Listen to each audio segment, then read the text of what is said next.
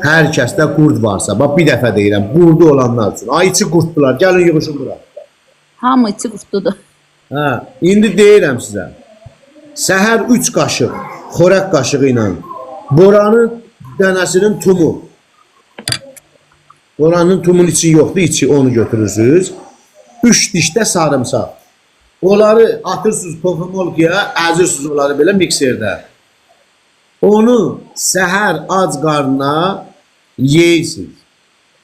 Üstündən də 15-20 dəqiqədən sonra acı yovşan dəmləməsi var.